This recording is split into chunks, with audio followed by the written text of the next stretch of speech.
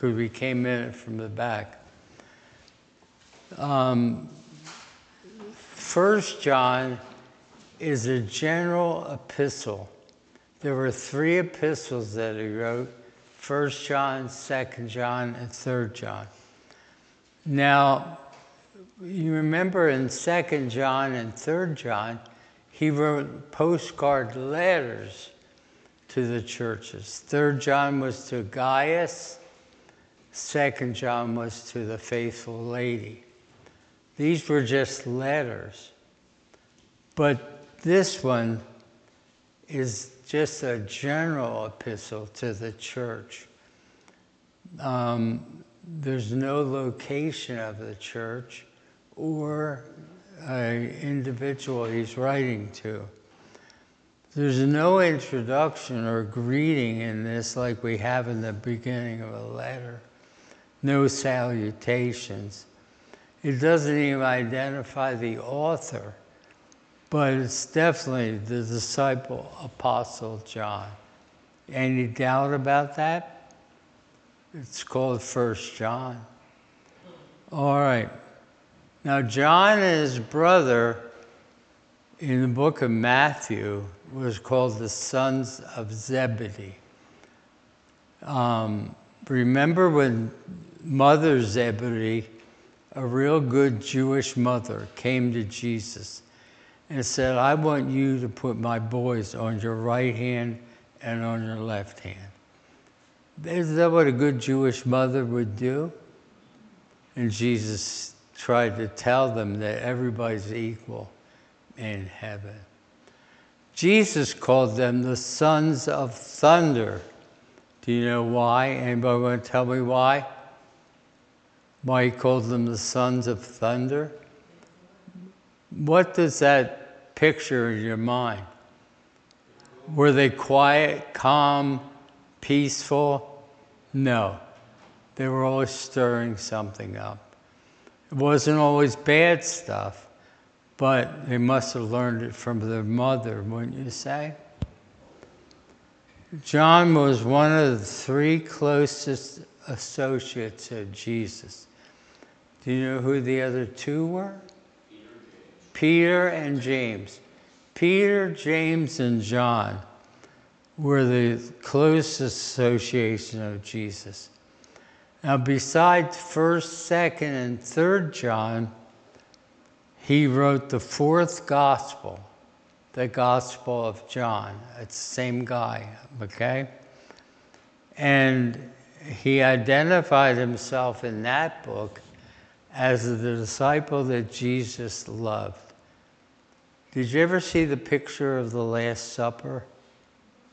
Who has his head on Jesus' shoulder? Anybody know? John. You need to look at it sometime. And he wrote the book of what? What's the other book John wrote? Revelation. Good. So he had quite a writing ministry, didn't he? He was older. They say they think he was about 90. Okay? It wasn't like President Biden, though, was he? At 81. But at 90 years old, he still had responsibilities as the oldest apostle still living. What did you have to do in order to be called an apostle? Anybody know? Live during the time of Jesus. Yep, you had to live during the time of Jesus and see him and fellowship with him, okay? There's a lot of apostles today in America, but they're not real. Now, look at chapter 2, verse 1. We're going to look at a couple of verses this morning as we get the background on John. Chapter 2, verse 1. My little children, these things write I unto you, that you sin not. And if any man sin, we have an advocate with the Father, Jesus Christ the righteous. What would tell you from that verse that he was old? What's the first two words? My little what? He's writing to the church, but none of them are as old as he is. Bub's the oldest person here, 84, 83. Norman, when are you going to be 83? June 25th. Okay, you got him beat. Okay? Now, would you say that you're old? Yeah. We got to face it. So anybody younger than you could be considered a child, right? So when you say my little children, that's what you mean. Look at verse 18. Little children is the last time, and ye have heard that Antichrist shall come. Even now are there many Antichrists, whereby we know that it is the last time. There again, little children. Look at verse 28. And now, little children, abide in him, that when he shall appear, we may have confidence, not be ashamed before him as coming. When somebody's old and they speak to you, what do you think? What do you think? They give you wisdom and they know what they're talking about. Listen, if you lived on this earth 90 years, you saw a lot of changes. You saw a lot of things happen. You've got a lot of experience. And when somebody older talks to you, listen to them. The Bible says that you're supposed to go to older people for counsel. I've done that many times because they know what they're talking about. That's why we should honor our mother and father because they pass on a lot of wisdom and knowledge to us. That's right. And these kids nowadays have no idea what the world is like. Now, my boy's having a baby today. He's all excited. He's all questioning. What did he say to Katie, Ruth? He told me this morning. He's so excited. He called my daughter Katie and he said, shall I take the baby's car seat to the... Baby's car seat with me from home. He, You better take the car seat. yeah, you better if you want to bring a baby home, because you're not going to want to leave once the baby comes. But see, he's not thinking. He's not thinking. And that's what happens. That's what happens. Okay. Now, he wrote these epistles soon after he wrote the Gospel of John. You're going to see some similarities between 1 John and the Gospel of John. Now, all three epistles, 1st, 2nd, and 3rd John, attack the heresy of the Gnostics. Remember John 2, 2nd John, 3rd John? He wrote about the false teachers that were coming into the church unawares. Many of them were called Gnostics.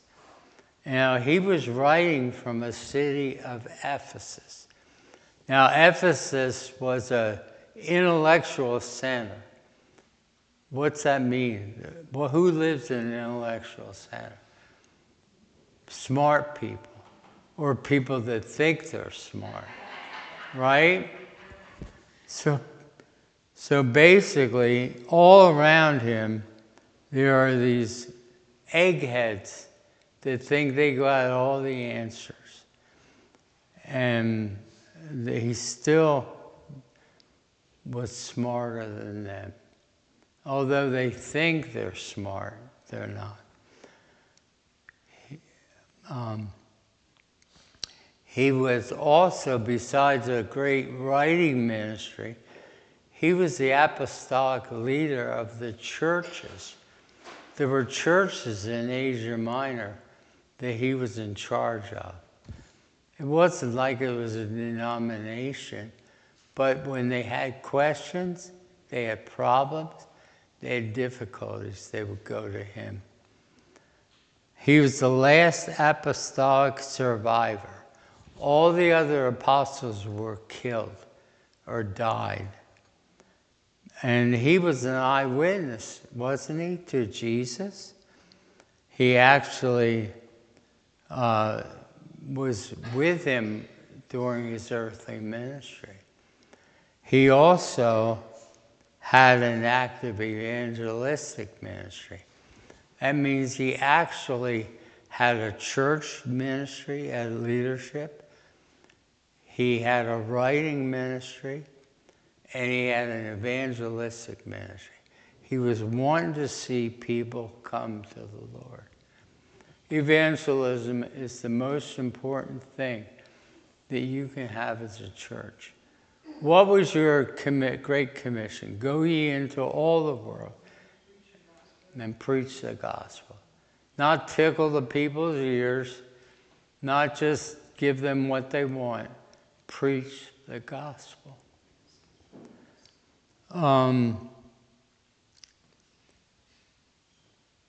Okay. He was eagerly sought out because people wanted to hear what he talked about. If you came across somebody that knew Jesus and you loved Jesus, but you weren't around, wouldn't you like to hear somebody that was and hear what he had to say? I remember I met President Reagan back in the 80s, and I just listened to him because I heard so much about him, and I thought, what's he got to say? Him and Vice President Bush, I had the privilege of meeting, and they were great men. And what they had to say was worthwhile listening to. And I was glad I had that opportunity. Now, as I said, Ephesus was an intellectual center. But that's why all these false teachers came in, because they had their own philosophies. They had their own false doctrine. They perverted the apostolic false doctrine, or apostolic doctrine. They wanted to wreck the churches. Now, what do you think they believed in? They wanted to destroy the fundamentals of the faith. How do you destroy a church? You start at the foundation, and you try to belittle it, make people not think it's true, and that's what they did. Now, Plato was not Plato that you play with. Plato was a Gnostic, and he believed that all matter was evil. Tom, tell us what that means. All matter is evil? Yeah. Well, they say that, for instance, Jesus, in regards to Jesus, because all matter is evil, they would say that Jesus only appeared human. Yeah. God would never come in the flesh. No. They believed that he did not have a fleshly body until his baptism. And that was it. But all matter, anything that's, this table is evil. You're evil. Anything that's got matter is evil. The only thing good are what? Spirits. Spirits. Now let me tell you a little bit about this. They denied Christ's true humanity. Was Jesus the God-man? Yes. He was God and man. That was his deity. They denied that he was ever came in the flesh. They denied that he ever had a body. Now, if Jesus wouldn't have had a body, what good would it have done us? He couldn't shed his blood. Couldn't shed his blood? On himself. He couldn't die for sin. No. In a real sense of the word. No. It would have been, that's what they tried to tell people. It only appeared as though he had a body. They claimed they had an elevated knowledge, that what we know was baseline, but their knowledge was much higher. Does that sound like a Harvard graduate? Yeah. You had to be initiated, they believe. Oh, You had to have special knowledge and yeah, initiates. yeah. The average normal person didn't get it, but they did. Now, many ideas were higher than divine knowledge. Where do we get divine wisdom and knowledge from? The Bible. Now, I want you to look, if you would, chapter 2, verses 15 to 17.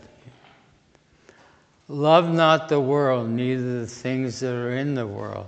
If any man love the world, the love of the Father is not in him.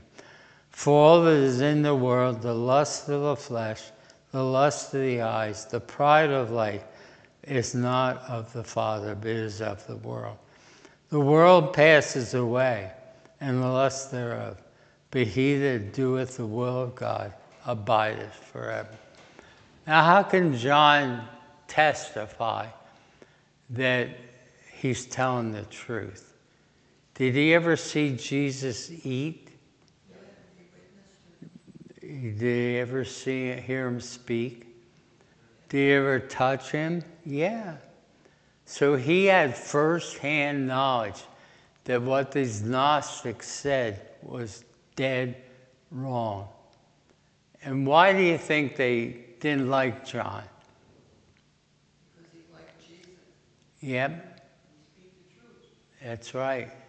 And they didn't want anybody to be able to testify that. He claimed he saw, he handled, and he heard Christ. Now, he did come in the flesh, didn't he? Jesus. What do we celebrate Christmas? Him coming in the flesh. In heaven, did he have a fleshly body? No. He came to earth in a fleshly body so he could die for us. Now, chapter 1, verses 1 to 4.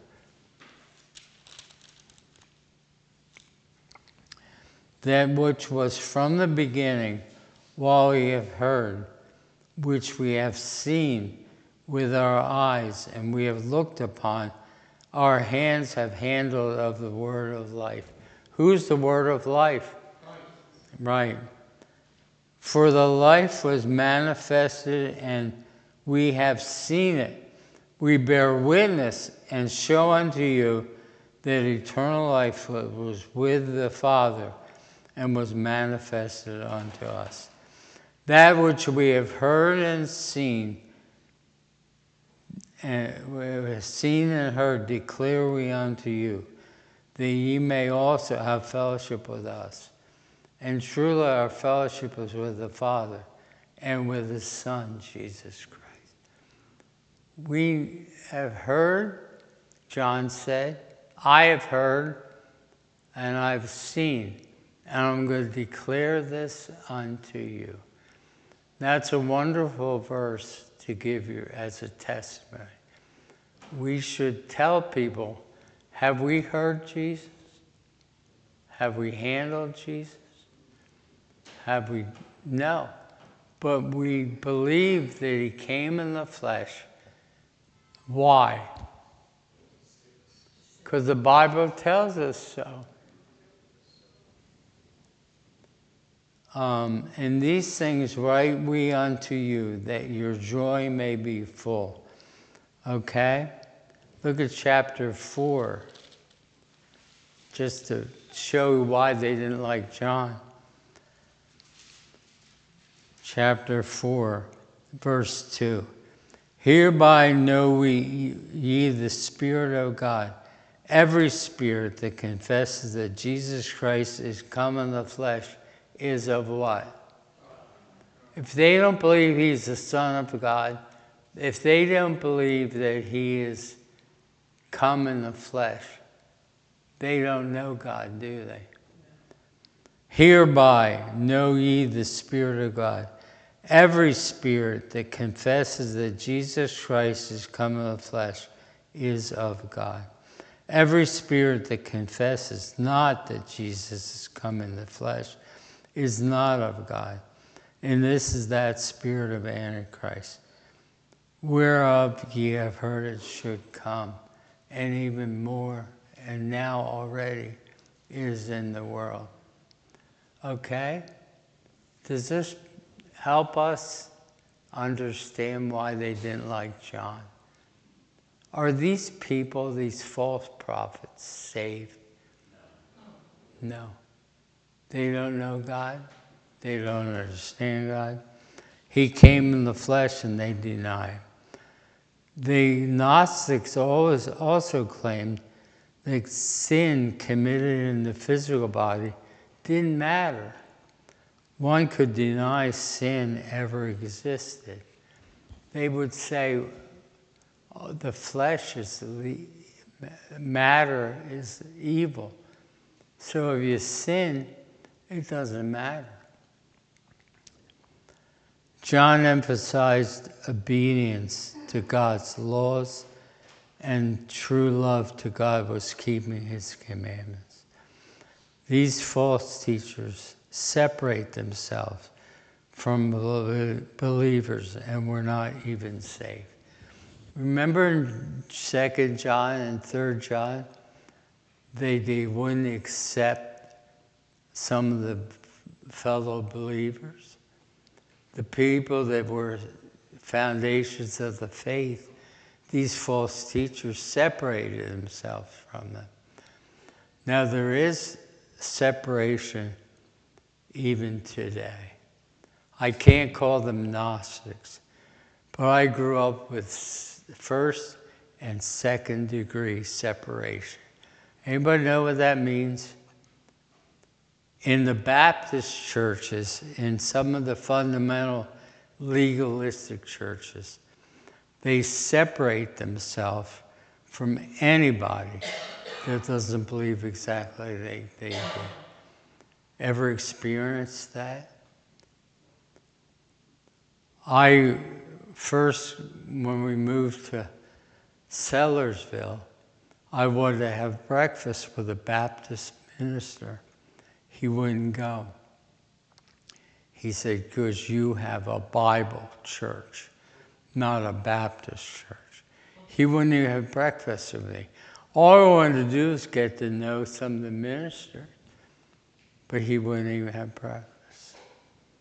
And in those days, there was a saying, no slacks on the women, no soundtracks in the service with music, and no blacks. These guys would separate themselves from women that wore slacks, people that sang with soundtracks. Tim Kaufman sang with a soundtrack. And then the blacks, they wouldn't allow them in the church. Is that separation? Is it right? No. Now there's secondary separation, and that is people that separate themselves from others because they don't separate themselves. For instance, if I would have a friend that was Lutheran or Catholic, and these people would find out about that, they wouldn't allow me to come around because I did not separate myself from those that are not separated. Is that right? There's churches in this area that do the same thing. Tom, you want to tell your story about the slacks in softball? There were just two Baptist churches that were in our softball league one time, and they had called a meeting because the one group of ladies didn't wear a dress to the softball game that day. They wore